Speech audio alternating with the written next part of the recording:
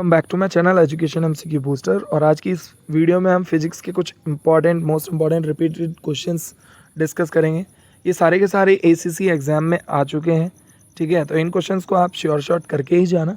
इस वीडियो के अंदर भी मैंने केमिस्ट्री का जो पिछला वीडियो बनाया था उसी की तरह कुछ एमसीक्यू क्वेश्चंस और टॉप वन लाइनर क्वेश्चंस को इंक्लूड किया है। तो वीडियो को पूरा देखना, काफ़ी ज़्यादा हेल्पफुल रहेगी आपके एग्जाम पर्पज़ के लिए।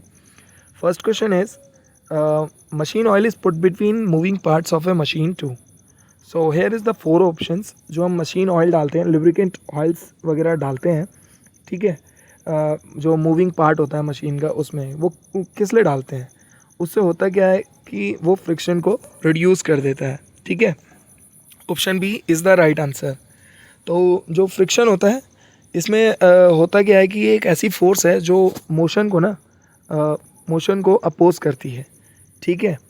और कोई भी एक सरफेस मान लीजिए, और जब वो दूसरे सरफेस के कांटेक्ट में आता है तो वो अपोज करती है फोर्स, इसी को हम बोलते हैं फ्रिक्शन, ठीक है।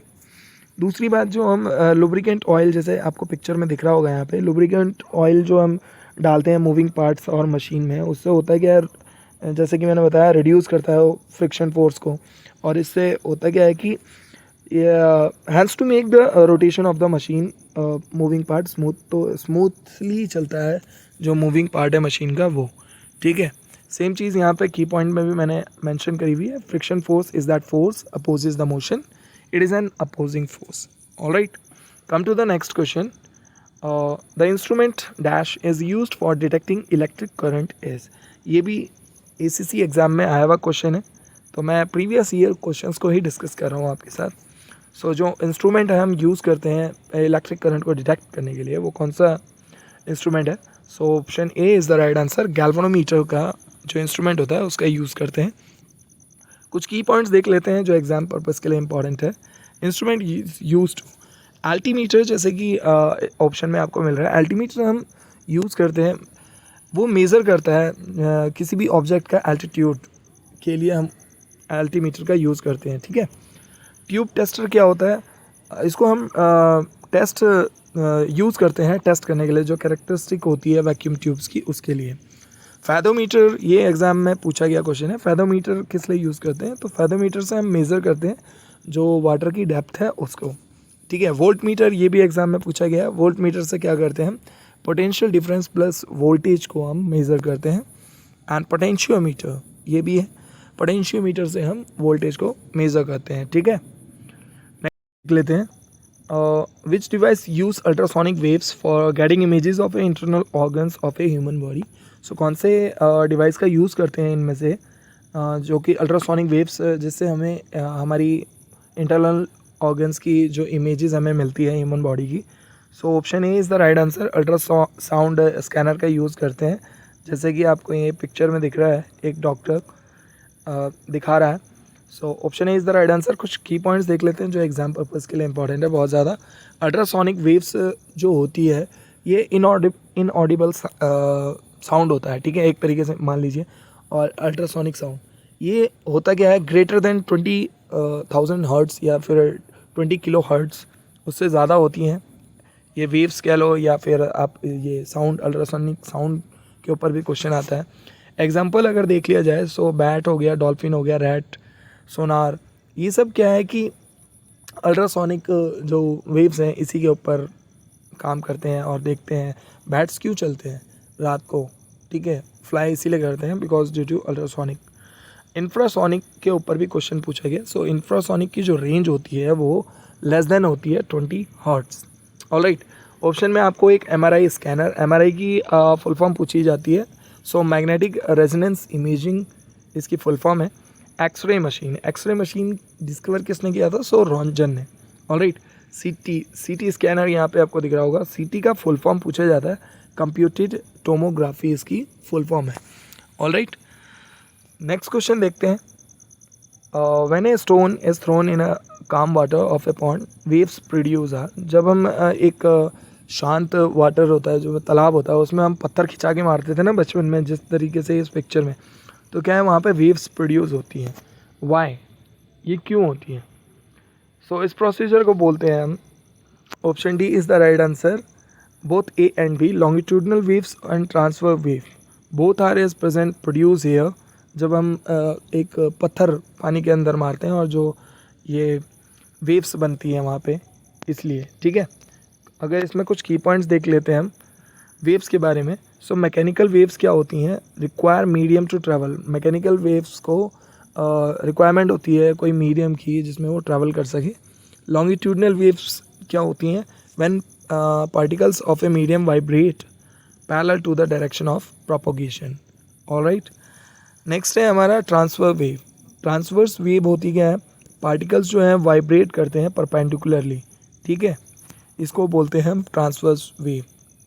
नेक्स्ट क्वेश्चन देखते हैं, the light having wavelength higher than that of red light is called. So here is the four options. Is the right answer is option B is the correct answer, infrared. ठीक है, जो infrared होता है उसकी wavelength ज़्यादा होती है red light से, इसलिए इसी में हम इंफ्रारेड के अंदर ही आता है एक तरीके से कह लीजिए। So option B is the right answer. यहाँ पे कुछ आपको चार्ट पेपर दिख रहा होगा, इसको हम थोड़ा समझ लेते हैं, इसके ऊपर क्वेश्चन पूछा जाता है। सो फ्रीक्वेंसी आपको यहाँ दिख रही है और वेवलेंथ। सो एग्ज़ाम में ये पूछा जाता है कि सबसे ज़्यादा फ्रीक्वेंसी किसकी है, ठीक है। तो फ्रीक्वेंसी में आप ऊपर जाइए, विबग्योर जो हम लिखते हैं ना, विबग्योर, ठीक है, उसी के रिगार्डिंग आप ऊपर जाइए। सो विबग्योर में वॉयलेट कलर जो होता है उसकी फ्रीक्वेंसी सबसे ज़्यादा होती है, ठीक है, एंड वेवलेंथ उसकी सबसे कम होती है। और यहीं पे अगर कलर में बात करी जाए कि वेवलेंथ किसकी सबसे ज़्यादा होती है, तो विबग्योर में जो रेड कलर आता है उसकी वेवलेंथ सबसे ज़्यादा होती है। ये ध्यान रखना, ये इस तरीके से क्वेश्चन पूछा गया एग्ज़ाम में, और इसकी फ्रीक्वेंसी सबसे कम होती है, ठीक है, रेड कलर की। नेक्स्ट क्वेश्चन देखते हैं। सॉरी, ये तो आंसर ही आपको दिख रहा है। So echo is the effect produce due to. Echo जो इफेक्ट है वो प्रोड्यूस होता है किस कारण। सो इसका जो राइट आंसर है वो है option D, reflection of sound के कारण इको प्रोड्यूस होता है। इको, जब आप पहाड़ियों में खड़े होते हैं और तेज़ी से चिल्लाते हैं तो उस टाइम क्या बाउंस बैक होती है ना साउंड, उसको हम बोलते हैं इको, ठीक है। कुछ की पॉइंट्स देख लेते हैं इसमें। Reflected sound must be reaching our ears at least after 0.1 second. जो रिफ्लेक्टेड जैसे हमने चिल्लाया और वो रिफ्लेक्ट होकर वापस आ रही है, सो एटलीस्ट वो कितने टाइम बाद सुनाई देती है, सो 0.1 सेकेंड बाद हमको सुनाई देती है। यहाँ पे ये पूछा जाता है, ये इंपॉर्टेंट की पॉइंट है, speed of sound in air कितनी होती है। सो 340 मीटर पर सेकेंड होती है। जैसे कि 340 मीटर पर सेकेंड है, इसी के रिगार्डिंग आपने वो फॉर्मूला पढ़ा होगा, speed equals to distance upon time. Same formula हमने यहाँ पे यूज़ किया है। So distance equals to speed into time. Speed हमें गिवन है, जो स्पीड है साउंड की एयर में, ठीक है, 340, एंड रिफ्लेक्ट होकर जो साउंड आ रहा है वो 0.1 है। सो 34 मीटर, ये कंक्लूजन करने के बाद 34 मीटर मिलता है। ये 34 मीटर है क्या, 34 meter, this is the 34 meter is the combine to and fro distance from the source to the reflected surface. जैसे कि 34 मीटर ये वो डिस्टेंस है जो कि हमारा जो सोर्स होता है और जो रिफ्लेक्ट जहाँ से साउंड होके आ रही है उस सरफेस से, ठीक है। तो 34 मीटर होती है मैक्सिमम बोथ साइड की। अगर एक साइड की एग्ज़ाम में अगर आपसे पूछी जाए, सो वन वे की डिस्टेंस होती है 17 मीटर, ठीक है। द इको इज़ यूज्ड, जैसे कि मैंने आपको बताया, echo is used by bats and dolphins to detect obstacle and navigate करते हैं वो, ठीक है। इको का यूज़ करते हैं बैट्स एंड डॉल्फिन्स ऑब्स्टिकल को डिटेक्ट करने के लिए। सेम प्रिंसिपल के ऊपर सोनार भी काम करता है, ठीक है। सोनार की फुल फॉर्म पूछी जाती है एग्ज़ाम में। So sound navigation and ranging technique इसकी फुल फॉर्म है, एग्ज़ाम में पूछी गई है। और इसको हम यूज़ किसके लिए करते हैं, ओशियनोग्राफिक स्टडीज़ के लिए यूज़ करते हैं। सोनार का हम यूज़ करते हैं, डिटेक्ट करते हैं अंडर वाटर जितने भी ऑब्जेक्ट हैं, just like as a submarines. So sonar का यही यूज़ है। नेक्स्ट देखते हैं, buzzing of a mosquito as. ये भी इंपॉर्टेंट क्वेश्चन है, इसी का आया हुआ क्वेश्चन है। So buzzing of a mosquito as due to shrill sound, ठीक है, shrill sound is the right answer. Buzzing of mosquito जो है उसकी लो इंटेंसिटी रहती है बट हाई पिच रहती है, ये की पॉइंट है, आप इसको ध्यान रखना। नेक्स्ट क्वेश्चन देखते हैं, the solar cooker works on the same principle that of.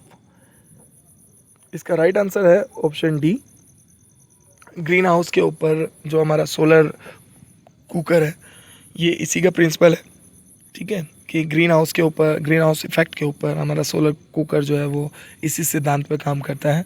So option D is the right answer. इसमें कुछ की पॉइंट अगर मैं आपको बताऊं तो solar cooker works on the principle to convert the sunlight, वो सनलाइट को कन्वर्ट करता है हीट एनर्जी में, ठीक है, और जो हीट एनर्जी होती है वो ट्रैप होती है फॉर यूज फॉर कुकिंग, ठीक है। सिमिलरली जो ग्रीन हाउस गैसेज होती हैं, हमको पता ही है ग्रीन हाउस जो गैसेज होती हैं वो ट्रैप होती हैं सनलाइट से in the earth atmosphere and convert the sunlight into the heat. So इस वजह से क्या है, जो राइजिंग हो रहा है हमारा global average temperature earth surface का, ठीक है। यहाँ पे कुछ पॉइंट्स लिखे हैं, ये जो ऑप्शंस है इसके बारे में बता देता हूँ। बैलोमीटर का जो बोलोमीटर जो है उसको हम एक डिवाइस है जिसका हम यूज़ करते हैं, मेजरिंग करते हैं the power of incident electromagnetic का, ठीक है। पायरोमीटर हम यूज़ करते हैं, it is a type of remote sensing thermometer. हम इसका यूज़ करते हैं मेज़र करने के लिए टेम्परेचर जो होता है डिस्टेंट ऑब्जेक्ट्स का, उसके लिए हम पायरोमीटर का यूज़ करते हैं, ठीक है। नेक्स्ट क्वेश्चन देखते हैं। The IC chip is used in a computer is made up of, ये जीके के क्वेश्चन से भी इम्पॉर्टेंट है, ठीक है। आईसी चिप जो हम यूज़ करते हैं कंप्यूटर में वो किस चीज़ की बनी होती है, सो सिलिकॉन की बनी होती है। Option A is the right answer. कुछ की पॉइंट्स देख लेते हैं इसी के रिगार्डिंग। जो first monolithic IC chip invent की थी वो रॉबर्ट नोयस ने की थी, ये इम्पॉर्टेंट है, इसको अच्छे से करके जाना। थर्ड जनरेशन में हमने ये आईसी इंटीग्रेटेड सर्किट चिप का यूज़ किया था, और थर्ड जनरेशन कब से कब रही, 1965 से लेके 1971 तक, ठीक है। या इंटीग्रेटेड सर्किट चिप्स का हमने यूज़ किया किस लिए यूज़ किया था, बिकॉज उससे पहले सेकेंड जनरेशन में हम ट्रांजिस्टर का यूज़ करते थे, इसको रिप्लेस किया था इंटीग्रेटेड सर्किट ने, ठीक है। सिंगल आईसी की बात करी जाए, सिंगल इंटीग्रेटेड सर्किट्स का, सो उसमें क्या होता है, बहुत सारे ट्रांजिस्टर्स होते हैं, रजिस्टर्स होते हैं एंड कैपेसिटर्स होते हैं। ऑलराइट, नेक्स्ट क्वेश्चन देखते हैं। Rain drops are spherical due to, ये भी बहुत इंपॉर्टेंट क्वेश्चन है। रेन ड्रॉप्स जो होती है वो स्पेरिकल शेप्स में क्यों होती हैं, so because due to surface tension. So इसका राइट आंसर हो जाएगा ऑप्शन बी, ठीक है, sorry option C is the right answer, surface tension. जैसे कि मैंने आपको बताया, कुछ की पॉइंट्स देख लेते हैं, कुछ और अदर एप्लीकेशंस हैं जो सरफेस टेंशन के ऊपर बेस हैं, घुमा फिरा के क्वेश्चन पूछा जाता है। सो oil spreads over the surface of the water, oil जो होता है वो क्या कहते हैं, स्प्रेड हो जाता है हमारी वाटर सरफेस के ऊपर, आपने देखा होगा तेल अलग से तैरता हुआ दिखता है, because due to surface tension, ये भी एक रीज़न है। मेन फोर्सेस जो होती हैं इसमें वो होती हैं कोहेसिव फोर्स और एडहेसिव फोर्स, ये आपको याद रखना है। दूसरी चीज़ ये है कि surface tension of water is zero, surface tension जो वाटर का है वो ज़ीरो हो जाता है कब, बॉइलिंग टेम्परेचर के ऊपर, ठीक है। और रेन कोट के ऊपर भी ये पूछा जाता है, जो रेन कोट में या फिर टेंट्स में हम जो मटेरियल यूज़ करते हैं वो क्या होता है, हैवी और हाईली उसका सरफेस टेंशन होता है, ठीक है, जिससे जो बूंदे हैं वो क्या है, स्टिक हो जाती हैं हमारी मटेरियल के ऊपर, वो अंदर नहीं घुसती हैं। नेक्स्ट क्वेश्चन देखते हैं। अब नेक्स्ट क्वेश्चन यही है हमारे वन लाइनर फिजिक्स के इंपॉर्टेंट रिपीटेड क्वेश्चंस, फटाफट देख लेते हैं क्योंकि वीडियो ज़्यादा लेंथी हो जाती है, इसी कारण मैं वन लाइनर में इनको कन्वर्ट कर देता हूँ। The sounds having frequency of 20 hertz to 20,000 hertz are known as a audible sound. अगर 20,000 से अबव या उससे ग्रेटर देन हुआ सो वो अल्ट्रासोनिक साउंड होगा, ठीक है, एंड 20 हर्ट्ज से कम होगा तो वो इंफ्रासोनिक साउंड होगा, ये मैंने आपको बता दिया पहले ही। दूसरी चीज़ है which are also known as a heat waves. Heat waves हम और किसको हम जानते हैं, सो इंफ्रा रेड जो होती है उसको हम हीट वेव्स के नाम से भी जानते हैं। टीवी रिमोट कंट्रोल्स जो काम करते हैं वो इंफ्रा रेड के ऊपर ही काम करते हैं, ठीक है। Relative humidity of measured measured by, relative humidity हम मेज़र करते हैं कि कौन से इंस्ट्रूमेंट की हेल्प से, हाइग्रोमीटर की हेल्प से। जो डेंसिटी है किसी भी ऑब्जेक्ट की उसको हम मेज़र करते हैं पिक्नोमीटर की हेल्प से। वीकेस्ट फोर्स पूछा जाता है एग्जाम में, नेचर में वीकेस्ट फोर्स कौन सा है, सो ग्रेविटेशनल फोर्स है वीकेस्ट फोर्स। अगर स्ट्रॉन्गेस्ट फोर्स पूछा जाए सो न्यूक्लियर फोर्स है। Alright, founder of quantum theory of quantum theory of radiation कौन है, सो मैक्स प्लैंक है इसका राइट आंसर। नेक्स्ट है last question, which layer of our atmosphere of earth reflects the radio waves. So कौन सी layer है, वो है आइनोस्फेयर। ठीक है, आइनोस्फेयर लेयर है जहाँ से हमारी रेडियो वेव्स रिफ्लेक्ट होती हैं। नेक्स्ट देखते हैं, विच रेज कॉज बायोलॉजिकल डैमेज। कौन सी रेज जो होती हैं जो बायोलॉजिकल डैमेज करती हैं, सो गामा रेज होती हैं। ठीक है, हाइड्रोलिक ब्रेक्स और हाइड्रोलिक लिफ्ट जो होती हैं वो कौन से प्रिंसिपल के ऊपर वर्क करती हैं, सो पास्कल रूल के ऊपर। ये सारे इंपॉर्टेंट क्वेश्चन हैं, इनको करके जाना आप। ठीक है, और आई बटन पे आपको बार बार ऊपर वीडियो जब चल रही है तो इसमें आई बटन ऊपर आ रहा होगा कुछ कुछ इंपॉर्टेंट वीडियोस, तो उनको भी जाके आप वॉच कर सकते हैं, वो भी ज़्यादा हेल्पफुल रहेंगी। आप यकीन नहीं मानेंगे, एसीसी का एग्ज़ाम था अभी ACC 127, जिसमें से मे बी 7 to 8 क्वेश्चंस जो मैंने वीडियोस बनाई थी इसमें से रिपीट हुए। एंड 7 to 8 क्वेश्चंस बहुत ज़्यादा होते हैं, ये कंपटीशन है, और इसमें 7 to 8 क्वेश्चंस अगर आपके करेक्ट गए बिल्कुल, तो यकीन मानिए आपके उतने ही ज़्यादा चांसेस हो जाते हैं इन होने के लिए। देखते हैं next, which lens are use to correct the vision of the person suffering of myopia. So कौन से लेंस का यूज़ करते हैं जिसको मायोपिया होता है, सो कॉनकेव लेंस का यूज़ किया जाता है वहाँ पे। Heat of sun reaches to earth, जो सन तक पहुँचती है हीट, अर्थ तक सन से जो हीट आ रही है वो अर्थ तक पहुँचती है किस फॉर्म में, सो रेडिएशन के फॉर्म में पहुँचती है। हाईएस्ट डेंसिटी पूछी जाती है एग्जाम में वाटर की, क्या है, so 40 degree Celsius highest density है वाटर की। The value of acceleration due to gravity. काफ़ी बार हम ये तो जानते हैं कि वैल्यू क्या होती है एक्सेलरेशन ड्यू टू ग्रेविटी, जो हम बोलते हैं 9.8 मीटर पर सेकेंड, बट वो सबसे ज़्यादा कहाँ होती है, सो मैक्सिमम होती है वो पोल्स के ऊपर। ठीक है, ओह सॉरी यार। नेक्स्ट है यहाँ पे एस्केप वेलोसिटी मून की पूछी जाती है, कितनी है, सो 2.38 किलोमीटर पर सेकेंड। यहीं पे एग्ज़ाम में हमारे टाइम पे पूछा गया था एस्केप वेलोसिटी अर्थ की कितनी है। ठीक है, सो 11.4 किलोमीटर पर सेकेंड एस्केप वेलोसिटी है अर्थ की। कोई किसी भी ऑब्जेक्ट को इतनी तो चाहिए ही वेलोसिटी अर्थ से बाहर जाने के लिए। ठीक है, 11.4 किलोमीटर पर सेकेंड।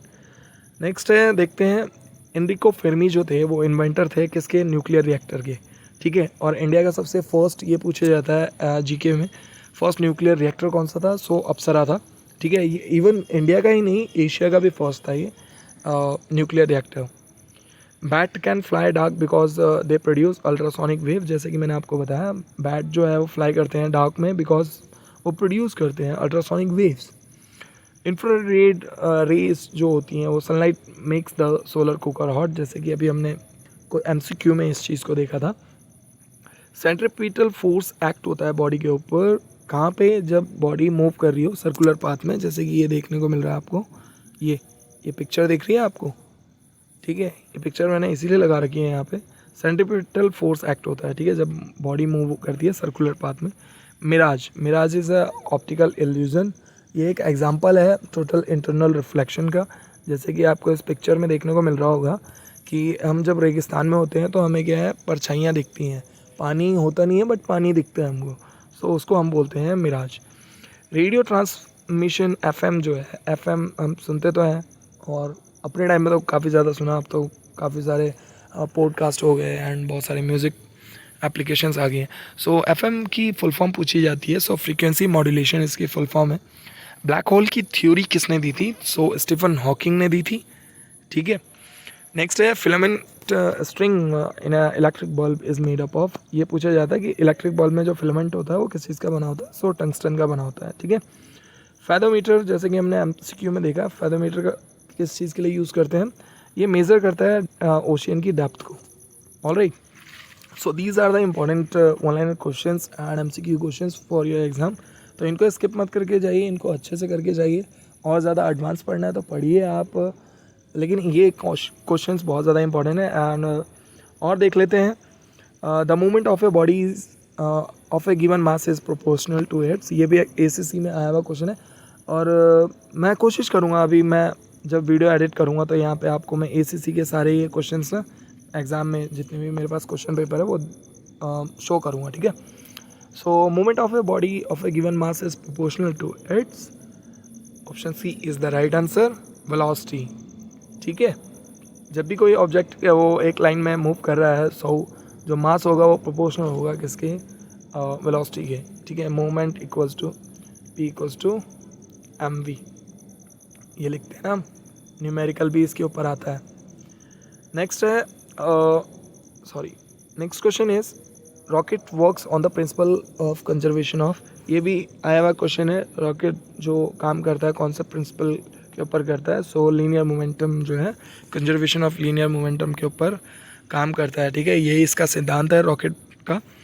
और रॉकेट जो ऊपर जा रहा है तो आपने देखा होगा नीचे भी फोर्स लगा रहा है, ऊपर भी फोर्स लग रही है, सो ये न्यूटन थर्ड लॉ भी यहाँ पे अप्लाई होता है। All right, so option D is the right answer and thank you so much for watching this video. यार वीडियो बनाने में टाइम लगता है और एडिट करने में भी, सो लाइक और सब्सक्राइब तो कर ही देना मेरे चैनल को, और ज़्यादा से ज़्यादा शेयर कीजिए ताकि और लोगों की भी हेल्प हो सके। और आप लोग अगर अच्छा रिस्पांस देते हैं तो हमको क्या है, मोटिवेशन मिलता है कि हाँ चलो और वीडियोस बनाई जाए, ठीक है। तो thank you so much for watching this video.